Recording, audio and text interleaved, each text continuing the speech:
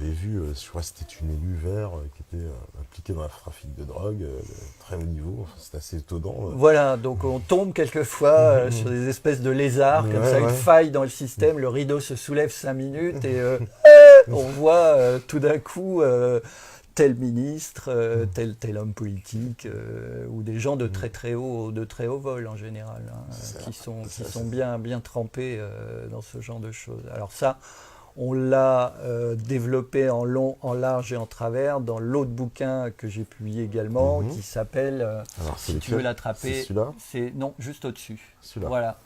Ah, alors C'est celui-là, l'Amérique oui. en pleine transformation. L'Amérique en pleine transformation. Donc, qui a été un livre qui a une très très longue naissance au sein des éditions Nouvelle Terre. Bon, je ne vais pas raconter toute l'histoire, mais il y a eu une première traduction qui a foiré complètement.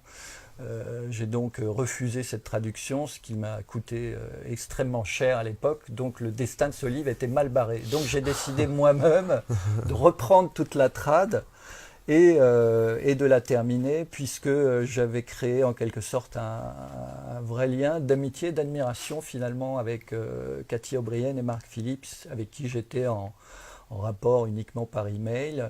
Mais j'ai toujours été très touché, alors on peut appeler ça de la naïveté, mais par le combat que ces gens-là menaient, et surtout le pan de l'enfer de l'État finalement qu'ils avaient soulevé avec le témoignage que Cathy O'Brien avait produit, ancienne esclave sexuelle au service des plus grands gouvernements, enfin des plus grands gouvernants plutôt, que ce soit d'ailleurs des États-Unis ou d'ailleurs. Enfin, elle a servi d'esclave sexuelle, entre autres à Ronald Reagan, à Bush père. Alors pas elle directement, puisqu'elle avait une fille, et Bush père est pédophile.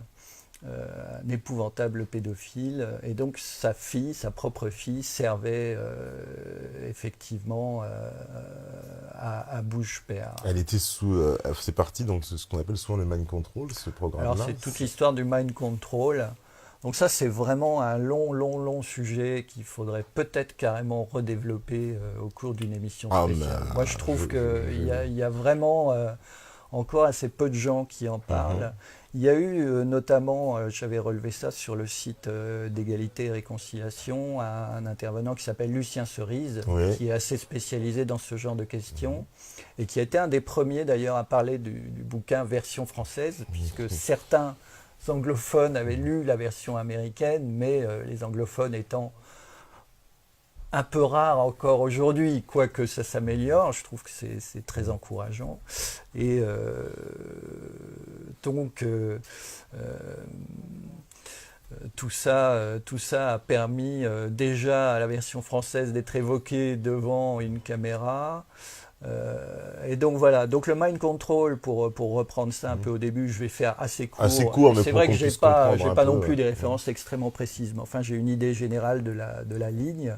On est à la fin de la Seconde Guerre mondiale.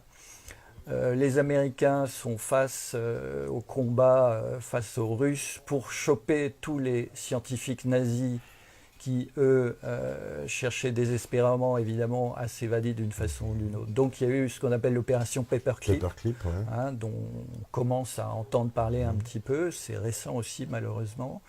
Et donc Paperclip a rapatrié aux États-Unis tout un tas de savants nazis. Dont Werner Braun Braun, les fusées, divers spécialistes de techniques, notamment en technique de fusée et autres. Mais ce qu'on dit moins souvent, c'est qu'il y avait aussi divers spécialistes qui avaient travaillé sur le contrôle de l'esprit, au travers d'abominables expériences dans les camps de concentration, et qui avaient commencé à développer littéralement un savoir-faire, c'est un peu terrible de dire les choses comme ça, mais c'est une réalité, sur la façon de contrôler les gens. Il y a d'ailleurs des films qui en parlent de façon très évasive, mais enfin il y a comme des petites citations. Je me rappelle avoir vu, je ne sais plus si c'est un film en rapport avec les X-Men, et à un moment, on voit dans une scène du film, ça ne dure pas très longtemps, que c'est un chercheur nazi qui fait des expériences sur une femme et un petit garçon qui deviennent après, me semble-t-il, un des fameux X-Men. Voilà. Donc ça serait venu de là. Donc on a, dans le cinéma en général, si on lit bien, je pense qu'Alan Duke a dû vous parler de ça, mais moi aussi je suis très sensible à ce genre de choses. On voit très souvent cité dans n'importe quel genre de film, c'est-à-dire que tout ce qui est un peu de la science-fiction, on va dire, de la grosse daube hollywoodienne pour faire vite, mais c'est intéressant d'aller y voir pour lire entre les lignes. Et on a effectivement ce genre de petites citations où très très clairement, enfin après quand on connaît un peu le dossier ou certaines parties de l'histoire, on s'aperçoit que tout ça est tiré de faits tout à fait réels et avérés. Donc l'opération Paperclip, les spécialistes du cerveau ou de l'esprit arrivent aux États-Unis et à partir de là, les recherches continuent. C'est-à-dire que les Américains injectent toute leur puissance financière dans le processus. La CIA, évidemment, s'y intéresse absolument. Il ne faut quand même pas oublier que ces gens-là sont aussi très branchés dans l'occulte, la vision à distance et des tas de choses de ce genre-là. Et donc le contrôle de l'esprit, évidemment, les passionne particulièrement. Et donc Cathy O'Brien a été une des victimes. Alors une des victimes, pas sans doute la première et ni la dernière, parce que c'est certainement pas fini, qui a commencé à partir de son enfance. Elle est née finalement dans une famille pédophile. Et donc, elle a été traumatisée à partir même, littéralement, de sa naissance.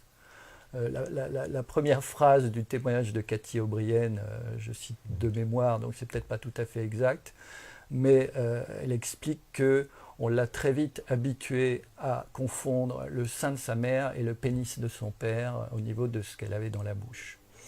Donc c'est déjà la phrase, quand on commence la biographie, l'autobiographie de Cathy O'Brien et qu'on lit cette première phrase, on est un peu mis au parfum de ce qui va suivre. Et donc effectivement, je défie des gens relativement sensibles en général de pouvoir lire ce genre de choses parce que ça vous retourne littéralement l'estomac.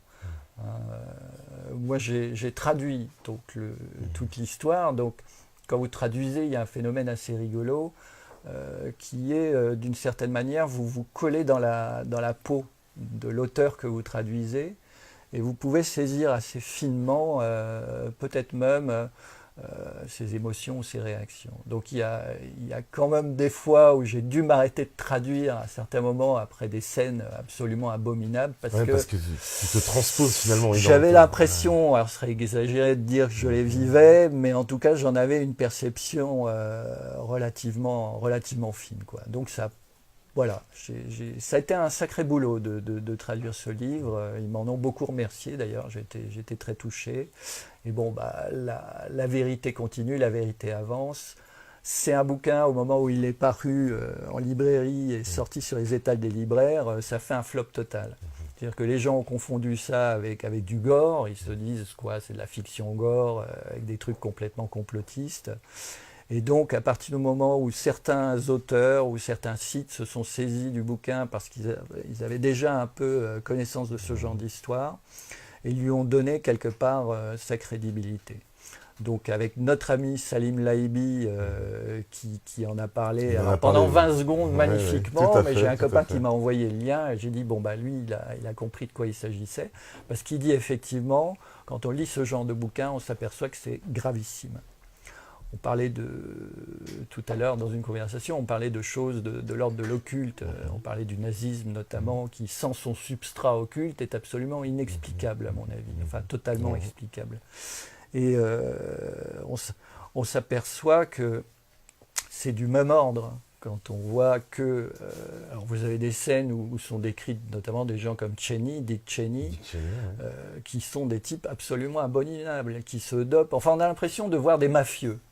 Voilà, donc on a ces mafieux, on a Dick Cheney qui a travaillé avec Bush, et on a l'impression, voilà, on est à Chicago dans les années 30, et c'est des types qui se droguent, qui ont leurs esclaves sexuels, qui n'ont aucune conscience de, comment dire ça, d'être responsable vis-à-vis d'un peuple, ou de diriger un peuple, ou d'être un homme politique qui aurait quelque affect pour la population de laquelle il dépend pour le vote, et en plus après vis-à-vis de la responsabilité qu'il a vis-à-vis de ces gens-là.